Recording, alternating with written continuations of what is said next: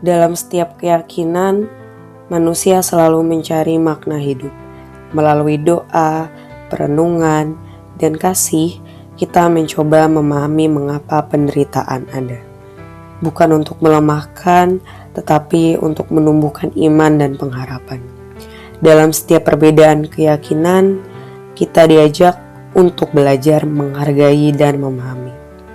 Karena pada akhirnya setiap iman membawa pesan yang sama tentang kasih, kebenaran, dan harapan bagi sesama.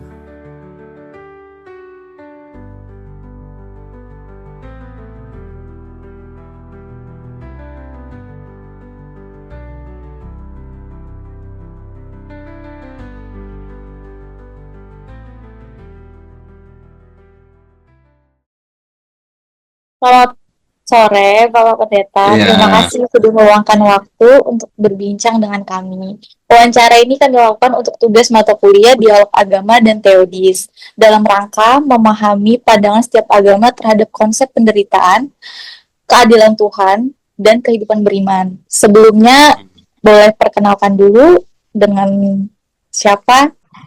Saya Pendeta Yotam Supratiknya, pelayanan di Gereja Bethel Indonesia TCC Cikupa, daerah Tangerang, Kabupaten Tangerang.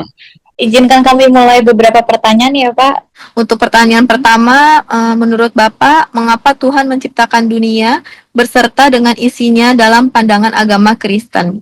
Dasar menciptakan, ya, Tuhan Allah, kenapa Allah menciptakan langit, bumi, dan isinya, ya kan? Termasuk manusia, kan gitu. Dasarnya apa? Ya, pertama, dasarnya supaya ciptaannya, baik itu semua yang bernapas, terlebih manusia, itu untuk memuliakan namanya, untuk menyenangkan Tuhan, untuk memuliakan Tuhan. Satu contoh misalnya, kalau secara misalnya membuat sesuatu, ya, membuat sesuatu, tujuannya apa membuat sesuatu? Pastinya untuk menyenangkan hati, itu yang utama, ya. Jadi mengapa Allah menciptakan bumi, langit beserta isinya? Yang pertama untuk menyenangkan hati Tuhan, untuk memuliakan nama Tuhan. Yang kedua didasari dengan kasih, ya, supaya yang diciptakan terutama makhluk hidup, yang terlebih lagi manusia, menyembah Dia, beribadah kepadanya. Karena untuk itulah manusia diciptakan. Kalau misalnya manusia diciptakan terutama manusia yang diciptakan nggak mau beribadah kepadanya, nggak mau memuliakan namanya, nggak mau menyenangkan namanya, berarti yang diciptakan itu sudah menyimpang dari tujuan Allah yang semula, di mana tujuan Allah semula menciptakan langit dan bumi, terutama menciptakan manusia, itu untuk memuliakan namanya, untuk beribadah kepadanya, untuk menyenangkan hatinya. Jika ada manusia yang tidak menyenangkan hatinya, berarti sudah menyimpang dari tujuan Allah yang semula. Baik Bapak, untuk pertanyaan selanjutnya, apa tujuan utama manusia diciptakan menurut ajaran Alkitab, Pak? Ya, tujuan manusia tadi sudah saya sangkut, ya. Tujuan manusia diciptakan, ya, untuk menyembah Tuhan, untuk memuliakan Tuhan, untuk menyenangkan Tuhan, ya. Itu tujuan utama. Nah, yang kedua, untuk memelihara bumi, alam sekitarnya, alam, ya, karena ada suatu perintah dalam Alkitab itu, ya, beranak cuculah dan penuhilah bumi, taklukkanlah, ya, apa yang diciptakan oleh Tuhan. Jadi manusia diciptakan itu makhluk yang paling utama, ya, tujuannya untuk istilahnya untuk beranak cucu, penuhilah bumi, dan taklukkan, rawat, peliharalah alam semesta yang diciptakan oleh Allah.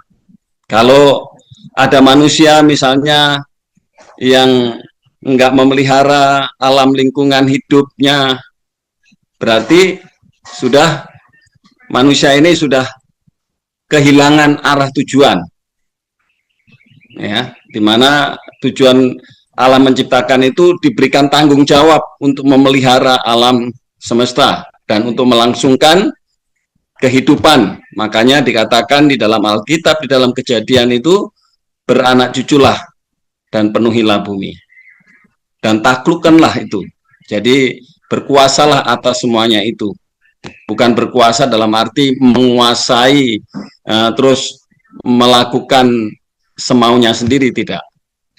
Tapi sesuai dengan apa yang dimandatkan Allah untuk memelihara alam semesta sebagai keseimbangan hidup manusia. Mengajukan pertanyaan selanjutnya, apa yang menyebabkan manusia jatuh ke dalam dosa, dan apa itu dosa, dan apa saja yang akibat dari dosa tersebut? Luar biasa, pertanyaanmu bagus sekali, Putri. Ya, tadi pertama penyebab dosa, ya. Mengapa manusia itu jatuh ke dalam dosa?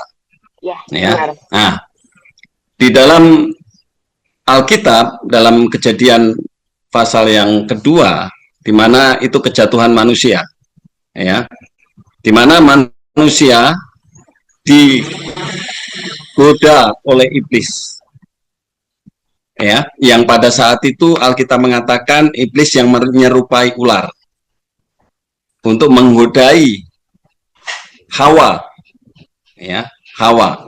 Untuk apa? Untuk memakan buah pengetahuan yang baik dan yang tidak baik di Taman Firdaus, yang pada saat itu dilarang oleh Tuhan. Jangan kamu, semua pohon ini, buah-buahannya ini boleh kamu makan, tetapi hanya satu pohon yang tidak boleh kamu makan. Apalagi makan, nyentuh aja kamu akan mati. Tapi ketika Hawa berjalan di taman itu, ya, ular datang, ya, ingin menggodai manusia pada saat itu, ya, ingin menggodai manusia, ya, Hawa itu, ya. Nah, apakah Tuhan berfirman bahwa semua pohon ini tidak boleh kamu makan? Nah, si iblis katakan demikian. Nah, si manusia katakan, oh tidak, hanya satu aja pohon yang tidak boleh saya makan. Apa dialog sama iblis? Iblis katakan, oh, kamu tidak akan mati kalau makan buah itu, tetapi kamu akan sama seperti Allah. Nah, kamu akan sama seperti Allah. Nah, itulah sajian yang disampaikan oleh iblis. Ada 3 hal di sini yang saya mau katakan mengapa manusia itu jatuh ke dalam dosa. Yang pertama, kelemahan yang ada pada manusia itu keinginan mata. Ketika manusia itu melihat buah itu, oh, buah itu seger ya, enak ya, kelihatannya wah menarik hati, ya. Nah, kemudian yang kedua, di mana manusia ingin menikmati buah itu, tidak hanya melihat, tapi ingin menikmati, ingin merasakan.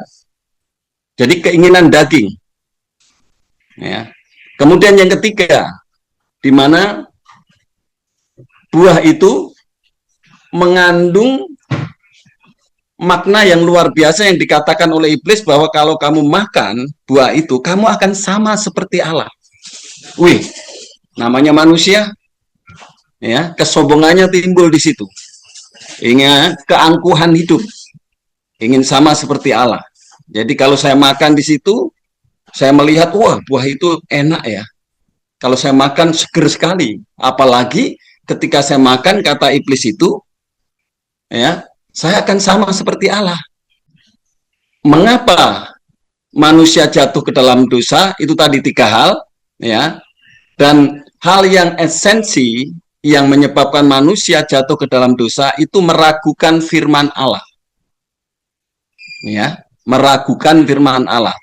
Manusia cenderung ingin mendengar apa yang menjadi bisikan iblis. Sehingga dia lebih mendengar suara iblis daripada suara Tuhan. Firman Tuhan katakan kalau jangan kamu makan. Kalau kamu makan nanti kamu akan mati. Ya. Dia tidak lagi mendengarkan karena apa? Manusia dikuasai oleh keinginan mata, keinginan daging dan keangkuhan hidup. Ya, sehingga meragukanlah firman Tuhan dan kecenderungan manusia ingin mendengar suara iblis dan akhirnya manusia itu ambil buah, memetik buah itu. Ya, sehingga jatuh ke dalam dosa. Akibat dari dosa tadi, Putri kan tanya kan, akibatnya apa, Pak? Sebagaimana firman Tuhan katakan. Seperti apa yang saya katakan, kalau kamu makan itu, kamu akan mati.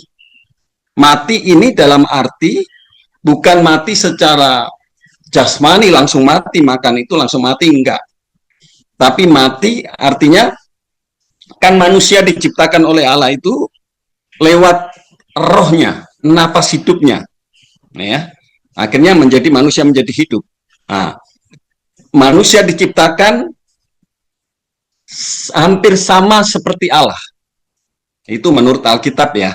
Nah, ya, serupa dengan Allah. Nah, ketika manusia itu jatuh ke dalam dosa, akibatnya kesegambaran Allah itu rusak. Apa yang dimaksud kesegambaran Allah? Ya, hal-hal yang kudus, hal-hal yang baik, hal-hal yang mulia, hal-hal yang kekal. Manusia itu sebenarnya pada mulanya diciptakan bukan untuk mati, tetapi manusia diciptakan untuk kekekalan, nggak akan mati. Tetapi karena dia lebih mendengar suara iblis, jadi akhirnya dia harus mati, sehingga manusia ada batas umurnya. Ya. Nah, akibat daripada dosa itu, manusia kehilangan kemuliaan Allah. Ya, kesegambaran dengan Allah, dengan Allah. Ya. Jadi, nah, ketika manusia ini kehilangan kesegambaran Allah, manusia jauh daripada Allah. Dan hukuman apa yang akan diterima? Hukuman mati. Mati yang dimaksud di sini adalah mati kekal, yaitu hukuman di neraka. Ketika manusia itu jatuh ke dalam dosa, akibatnya apa? Mereka akan dihukum secara kekal, ya, untuk selama-lamanya.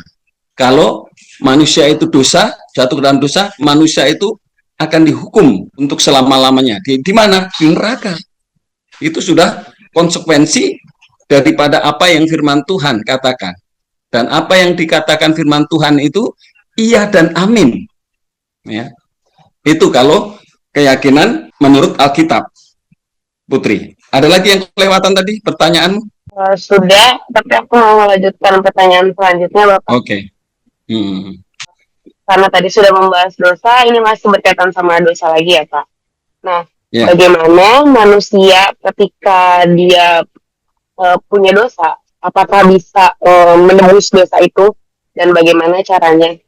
Ya, karena manusia sudah jatuh ke dalam dosa, itu kehilangan kemuliaan Allah. Artinya manusia sendiri nggak bisa, dengan cara apapun nggak bisa.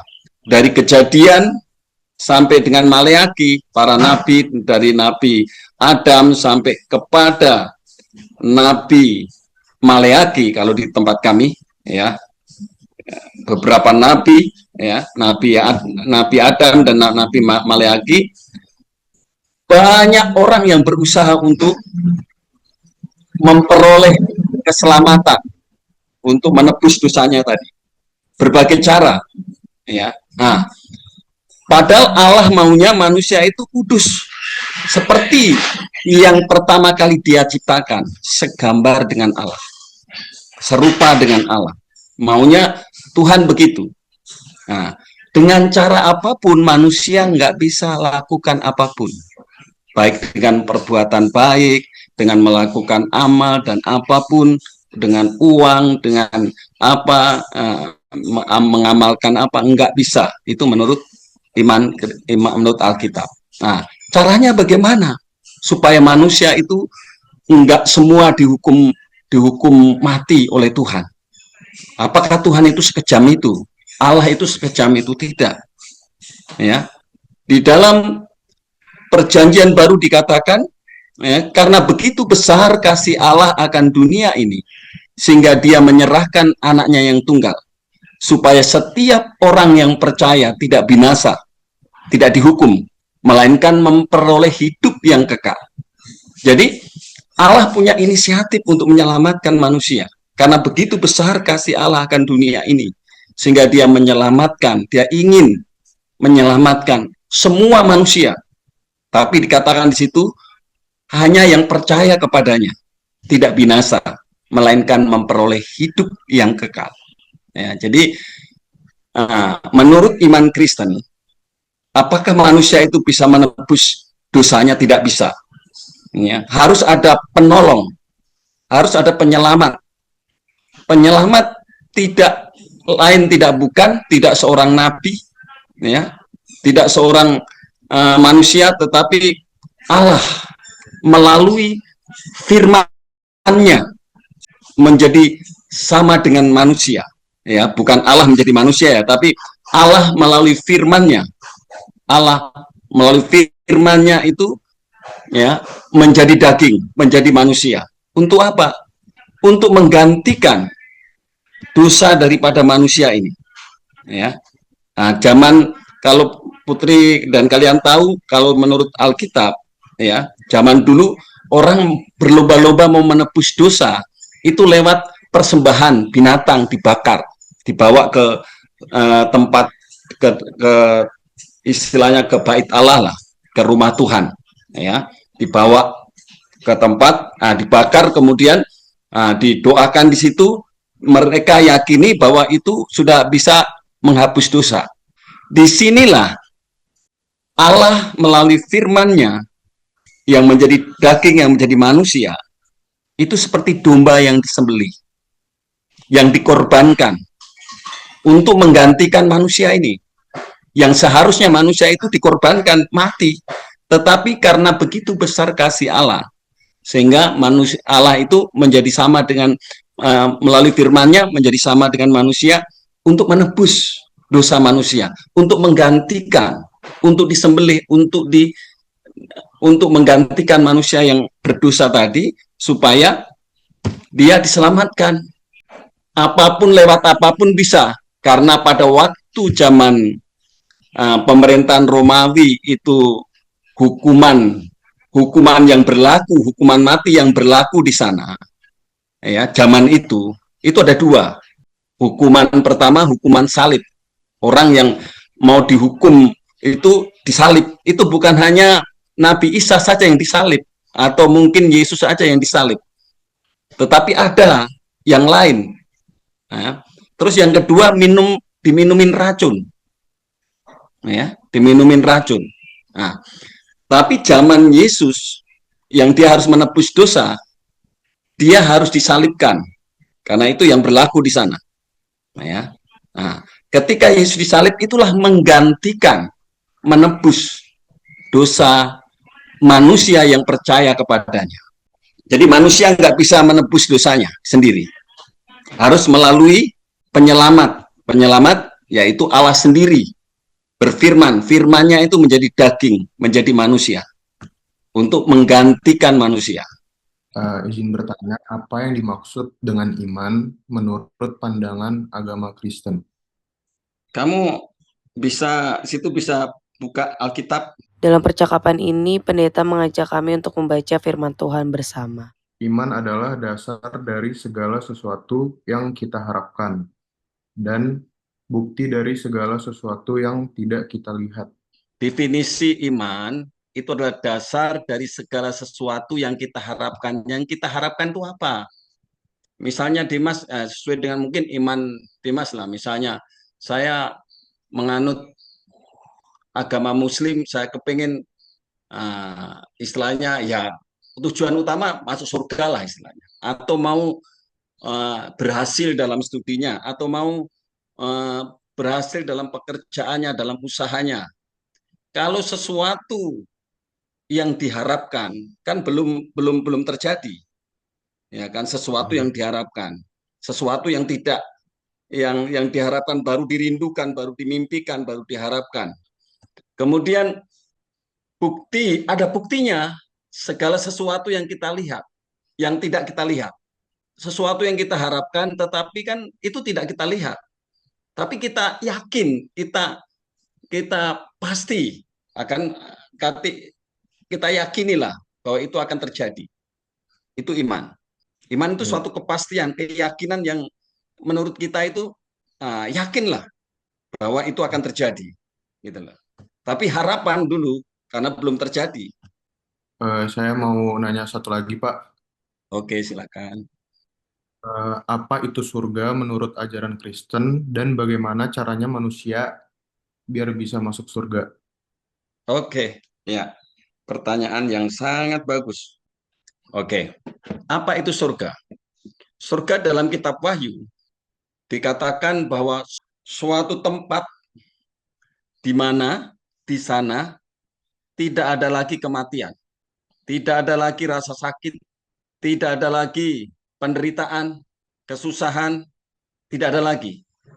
Dan di dalam kitab Wahyu dituliskan bahwa lantainya aja, lantai, pokoknya buminya lah, lantainya lah, terbuat dari emas di sana. Kemudian di sana juga nggak ada matahari, nggak ada bulan, karena semua sumber sinar itu dari kemuliaan Allah. Semua terang, benderang. Apa itu surga? Orang kenapa surga kok kita rindukan, kita harapkan, enggak itu Muslim, enggak itu Kristen, ya kan? Kok kita harapkan? Kok kita harapkan semua? Apa yang di dunia ini ada itu pada umumnya tidak ada di surga. Misalnya satu contoh, apakah orang nanti kawin mengawinkan atau orang bisa nanti bisa punya istri di surga? Menurut iman Kristen tidak ada. Karena di sana kehidupan orang yang di surga sana hanya tidak ada hasrat untuk hawa nafsunya, keinginan untuk memiliki sesuatu, nggak ada lagi, sudah diubahkan. Karena ketika manusia naik ke surga, masuk ke dalam surga itu, kehidupannya sudah diubahkan menjadi makhluk yang kudus, yang suci. Jadi nggak ada hasrat untuk mau misalnya mau memiliki harta, mau memiliki istri, mau melakukan apa, maaf kata, hubungan suami istri dan lain sebagainya, tidak ada lagi, tidak ada hasrat itu untuk itu. Karena manusia sudah disucikan, udah di sama seperti Allah gitu loh. Sama seperti Allah dalam tanda petik ya, dalam tanda petik.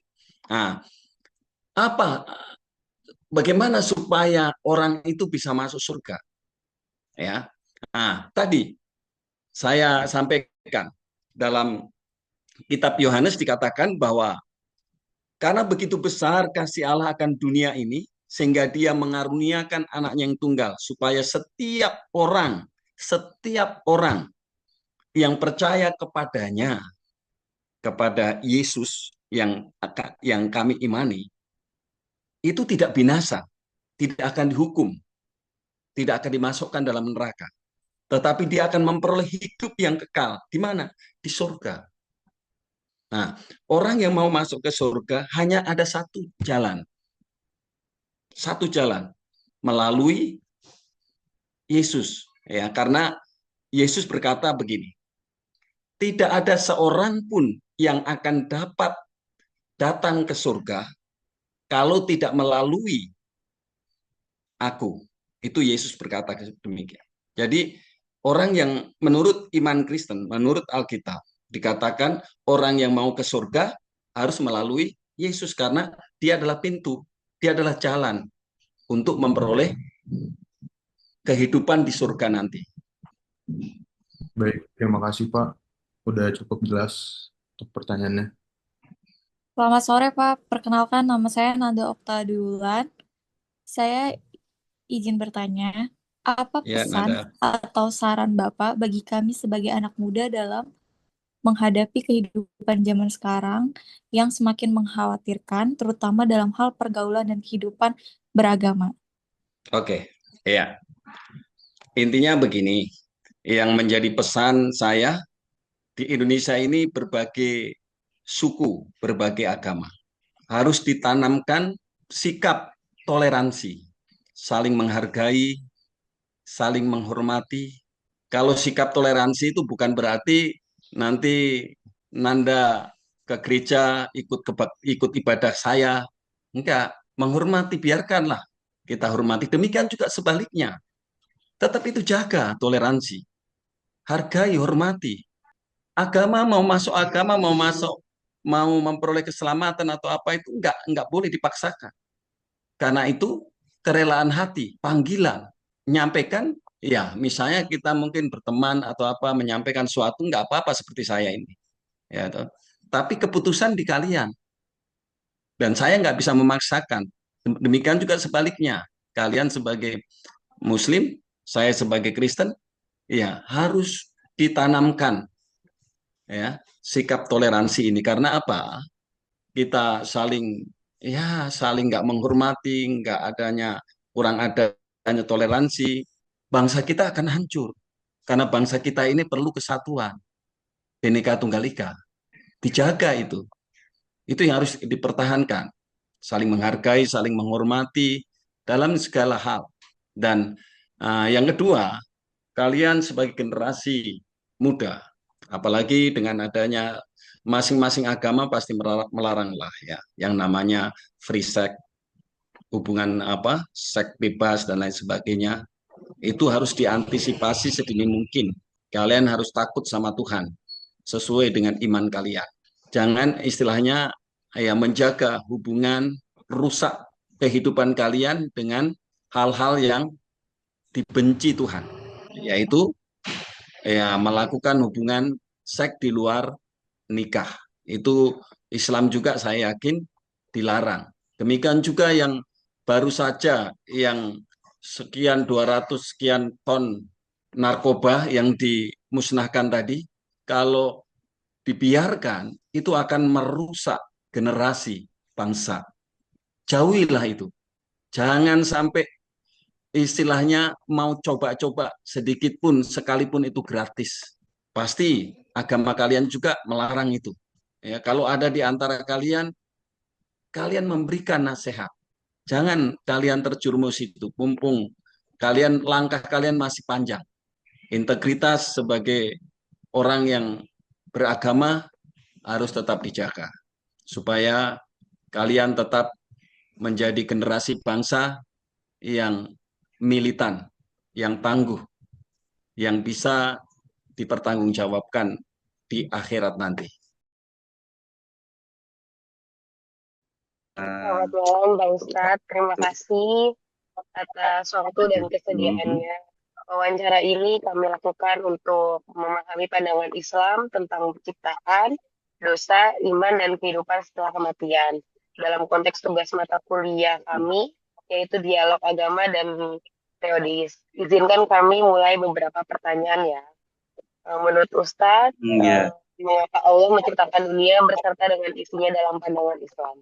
Allah itu mengapa menciptakan dunia sepertinya. Ini memang kehendaknya Allah ya. Yang sifat jaiznya Allah, sifat jaiz itu sifat yang berkehendak maupun tidak berkehendak itu terserah Allah Subhanahu wa taala. Kan dalam ilmu akidah itu ada sifat wajib 20, mustahil 20 dan tambah 1 yaitu jaiznya. Allah menciptakan ini, ya Allah juga akan menunjukkan kekuasaannya kepada makhluknya, yaitu terutama kepada manusia yang nanti juga akan diserai sebagai khalifatullah, sebagai jabatannya di dunia ini khalifatullah fil ard, jadi khalifah di muka bumi ini. Untuk apa?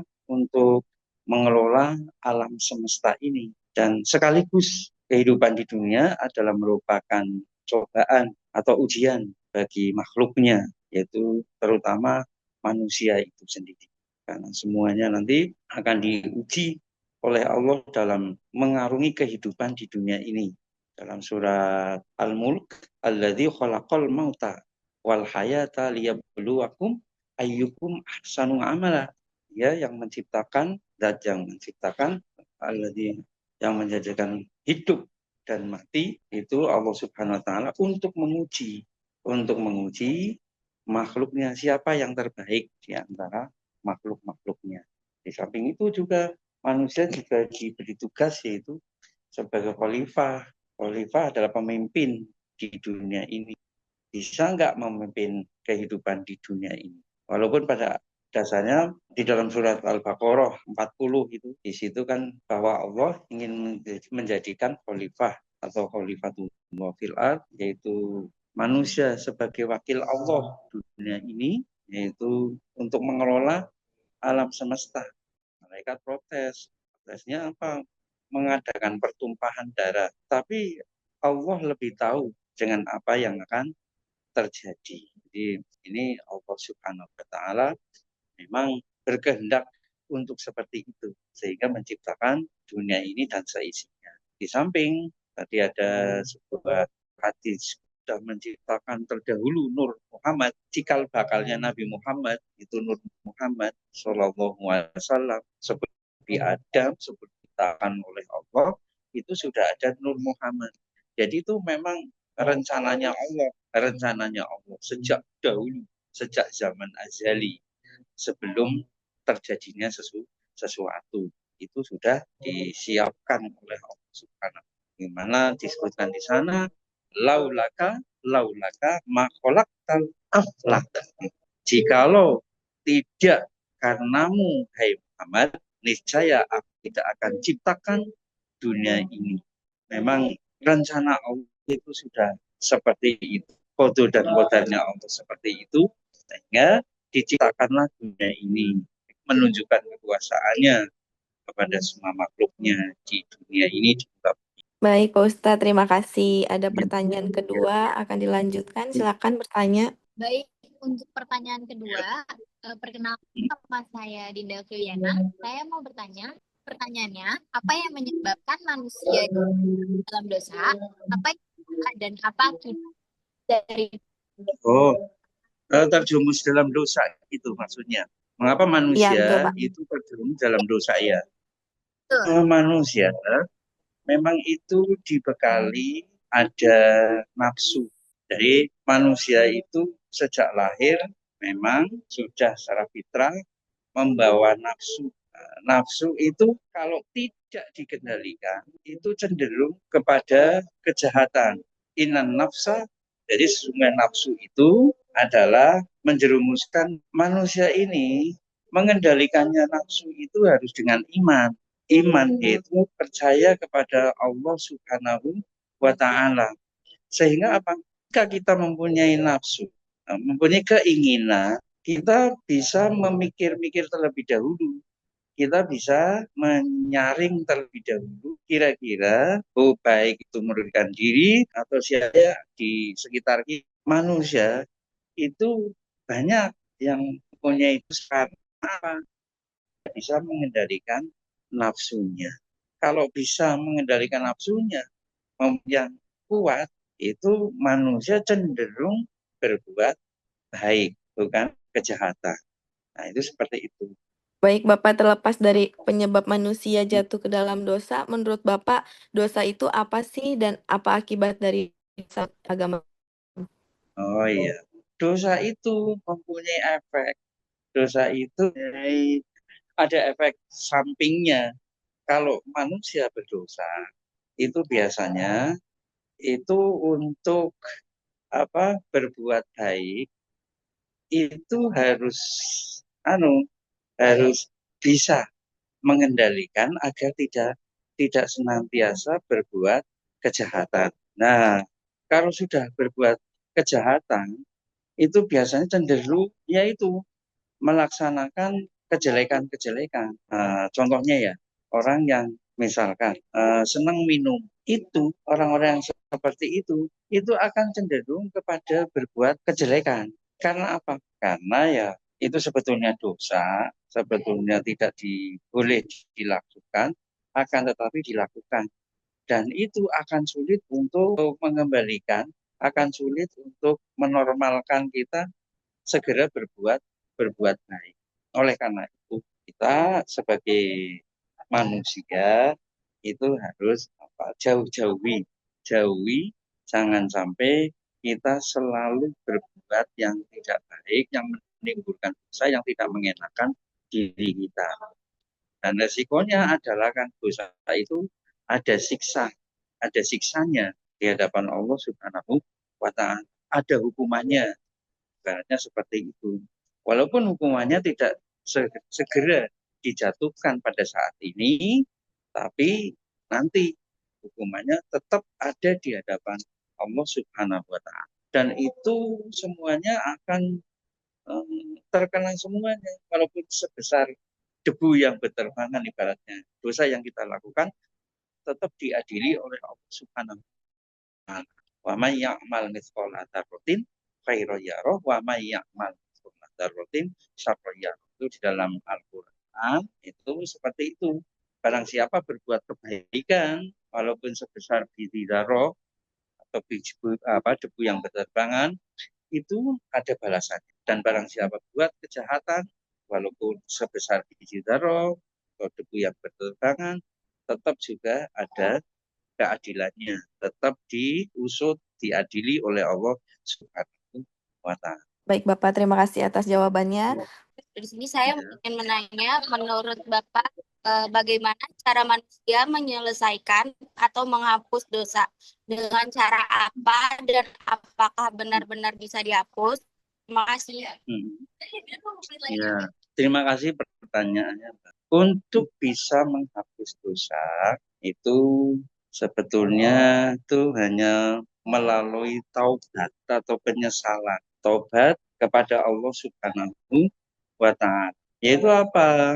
Menyesali perbuatannya yang jelek itu dengan penuh penyesalan dan tidak akan mengulangi lagi perbuatan-perbuatan yang dilakukan, perbuatan dosa itu. Maka misalkan ada hak-hak yang dimakan atau yang dirampas, itu juga harus dikembalikan.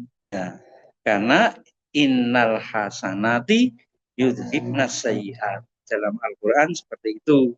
Sesungguhnya kebaikan itu ya menghapus keburukan-keburukan atau menghapus dosa-dosa. Begitu caranya. Sehingga tobat yang betul-betul tobat, yaitu tobatan nasuha, disesali dengan penuh cucuran air mata, misalkan dengan penyesalan yang sangat sesal sekali perbuatan-perbuatan. Nah, selain itu juga kita harus selalu berbuat baik untuk menghapus keburukan-keburukan dosa-dosa itu. Nah, ini jelas semuanya akan diterima oleh Allah Subhanahu wa Ta'ala. Kalau memang itu benar-benar mau melakukan, jadi atau dengan banyak-banyak membaca istighfar. Rasulullah bersabda, pola Rasulullah Sallallahu Alaihi Wasallam, likul lidain dawaun, wa dawa'ud dzunub istighfar. Semua penyakit itu ada obatnya. Dan obatnya dosa adalah membaca istighfar. Astagfirullahaladzim. Astagfirullahaladzim. Itu seperti itu. Itu menghapus dosa-dosa yang sudah kita lakukan. Kita harus tahu cara menghapuskan dosa itu. Juga tidak termasuk orang-orang yang banyak dosanya. Sholat juga bisa. Baik, Barangkali pertanyaan selanjutnya ini. Apa yang dimaksud dengan iman dalam pandangan Islam? iman dalam pandangan Islam, Rasulullah bersabda di sana, al-imanu at-tasdiqu bil qaul, al-qaulu bil lisan, wal amalu bil arkan. Jadi iman itu membenarkan di dalam hati, diucapkan dengan lisan, dan dimanifestasikan. Itu satu kesatuan. Saya iman kepada Allah. Itu juga perlu bukti, juga perlu pengucapan. Misalkan asyhadu alla ilaha illallah wa asyhadu anna Muhammadar Rasulullah. Saya bersaksi bahwa tidak ada Tuhan selain Allah dan Nabi Muhammad menjadi utusan Allah. Nah, ini juga perlu dibuktikan, diucapkan setiap hari dengan sudah mengucapkan itu, sudah bersaksi itu, sudah yakin di dalam hatinya, di aplikasikan dalam anggota badan, oleh anggota badan. Ya contohnya seperti melaksanakan sholat, terus berbuat baik, banyak contoh-contohnya untuk membuktikan bahwa kita sebagai seorang yang beriman Allah Subhanahu wa taala. Contohnya misalkan jadi pramugari, berangkat bekerja, itu juga diniati dengan niat lillahi ta'ala, mengikuti perintah Allah Subhanahu wa taala untuk bekerja. Untuk apa? Ya, mencari ma'isyah, yaitu sarana kehidupan untuk beribadah kepada Allah Subhanahu wa taala. Indah sekali pokoknya kalau iman itu memang dipahami. Sehingga di dalam kehidupan di dunia ini tidak ada yang namanya hidup itu susah, hidup itu wah gak karu-karuan. Jadi hatinya tetap tenang, tetap bahagia. Nah, kerja apapun itu kalau diniati dengan lillahi ta'ala, karena Allah, karena menuruti perintah Allah, maka berapapun gajinya kita tetap senang, kita tetap bahagia. Gaji banyak, bahagia, gaji sedikit disyukuri. Pokoknya adanya enjoy dalam kehidupan ini. Senang dan damai rasanya dalam hati. Jadi itu iman juga perlu dibuktikan dengan pekerjaan, dengan anggota badan kita. Itu diterjemahkan luas sekali dalam kancah kehidupan manusia. Jadi apa sajalah bentuk pekerjaan apa saja. Yang penting Allah itu senang, Allah itu ridho, maka pekerjaan ini menjadi pekerjaan yang halal, pekerjaan yang menjadi keberkahan bagi kita semuanya. Seperti itu pembuktian iman. Jadi itu iman ya, menurut Islam itu seperti itu. Halo Pak Ustadz, perkenalkan nama saya Dias. Oh, iya. Saya mau nanya, apa itu Iya. surga di dalam ajaran Islam dan bagaimana cara manusia bisa masuk surga? Makasih Pak. Kalau surga sebetulnya adalah itu balasan bagi orang-orang beriman, bagi orang-orang yang berbaik. Nanti setelah kita menghadap Allah Subhanahu wa taala. Secara umum seperti itu. Tapi sebetulnya surga itu juga sudah bisa diwujudkan di dalam dunia ini. Walaupun nanti kita juga di akhirat ada surga, di dunia juga kita bisa membuat ibaratnya menciptakan surga di dunia. Contohnya seperti Rasulullah bersabda, rumahku surgaku, seperti itu. Kan ada yang seperti itu. Baiti jannati, rumahku surgaku. Nah, surga sebetulnya kenikmatan-kenikmatan. Nikmat-nikmat Allah yang banyak, yang kita terima, yang diberikan oleh Allah, itulah sebetulnya surga. Maka ada surga dunia, ada surga akhirat. Surga dunia manakala kita di dalam kehidupan ini ya merasa senang, bahagia, tenang, aman, tentram, seperti itu surga dunia sudah. Di dalam punya keluarga, juga keluarganya soleh semuanya, baik-baik semuanya, tidak ada yang mengganggu dan sebagainya, tidak ada yang nakal, tidak ada yang menyeleweng, semuanya mudah diatur. Nah, itu sebenarnya surga di akhirat.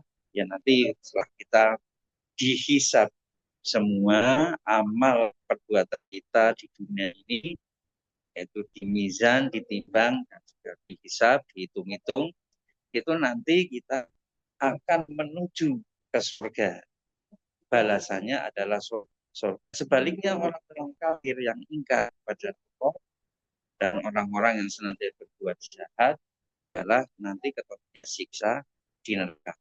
Jadi pulangnya nanti kita sebagai orang baik misalkan itu masuknya ke dalam surga. Misalnya kita masuk surga, ya tentu harus mengikuti perintah Allah, perintah Rasulullah, ya, bertakwa kepada Allah, itu bisanya kita masuk ke dalam surganya Allah Subhanahu wa Ta'ala. Itu Nah, seperti itu.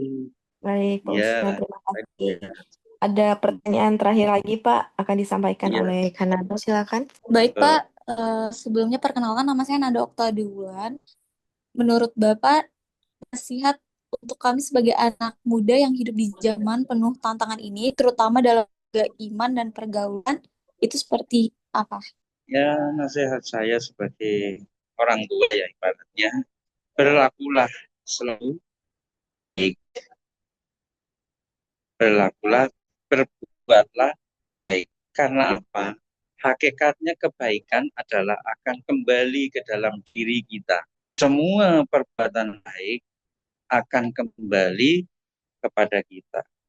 Dan sebaliknya, kejelekan, kejahatan itu juga akan kembali kepada kita. Walaupun tidak serta langsung dibalas oleh Allah Subhanahu wa Ta'ala. Tapi kita akan dibalik. Nah, jadi berbuatlah baik selama kita masih mempunyai kesempatan hidup ini, buat baiklah, buat sejarah yang baik. Jangan punya penyakit iri, dengki seperti itu, apalagi pelit dan sebagainya. Itu jangan sampai punya penyakit-penyakit seperti itu. Karena apa? Karena penyakit iri, penyakit dengki itu juga akan menggerogoti amal kita. Amal yang sudah baik tapi digerogoti atau dihilangkan karena iri dan dengki. Sebaiknya jangan punya penyakit-penyakit yang seperti itu. Iri boleh, iri kepada orang yang ilmunya tinggi, wah pinter, aku orang pinter, iri. Ya, tapi kalau masalah kedudukan, misalkan, lihatlah yang di bawahnya, jangan melihat yang di atas. Ini akan bisa bersyukur kepada Allah, akan bisa melaksanakan perintah-perintah Allah, karena selalu mensyukuri nikmat dari Allah Subhanahu wa Ta'ala. Seperti itu. Dan apa namanya, masih muda, masih punya kesempatan yang banyak.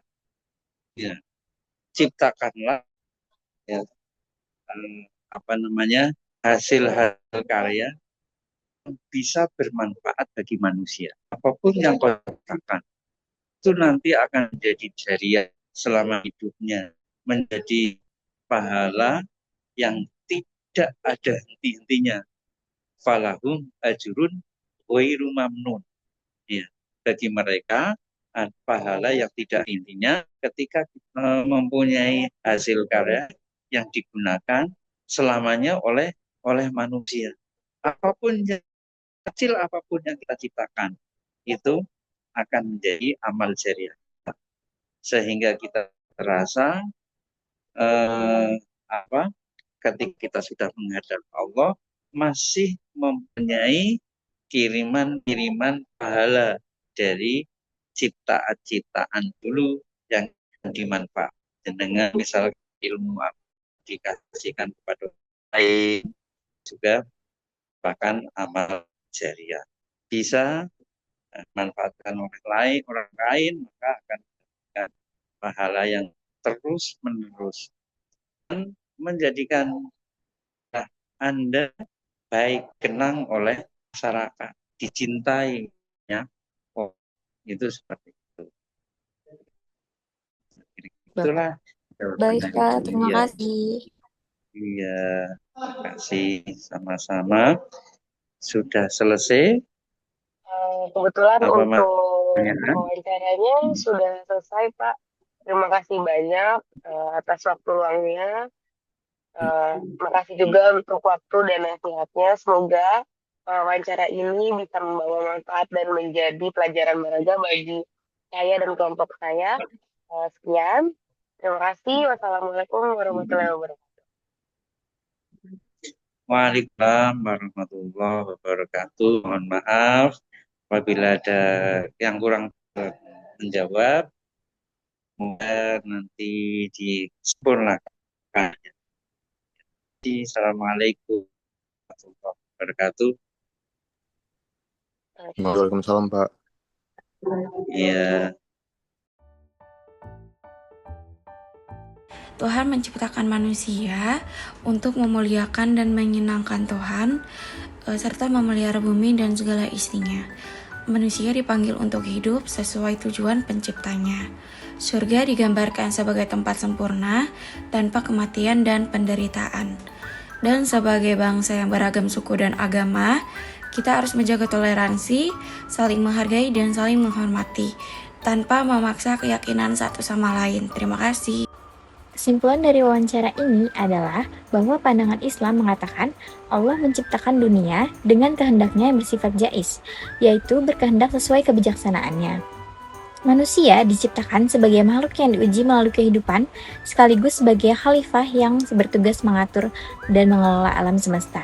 Penyebab manusia jatuh dalam dosa adalah hawa nafsu yang tidak dikendalikan, sehingga iman menjadi kunci untuk menyaring dorongan diri dan membedakan antara kebaikan dan keburukan. Meskipun manusia dapat berbuat dosa, Islam mengajarkan bahwa dosa dapat dihapus melalui taubat yang bersungguh-sungguh. Pemahaman ini mengingatkan kita bahwa kehidupan bukan hanya tentang menjalani rutinitas, tetapi tentang bagaimana kita menjaga amanah sebagai makhluk Allah. Setiap keputusan, baik ataupun buruk, membentuk arah hidup kita. Kesadaran bahwa dosa bisa dihapus melalui taubat memberi kita harapan, namun juga mengajak kita untuk terus mengendalikan diri dan memperkuat iman agar tidak mengulangi kesalahan yang sama.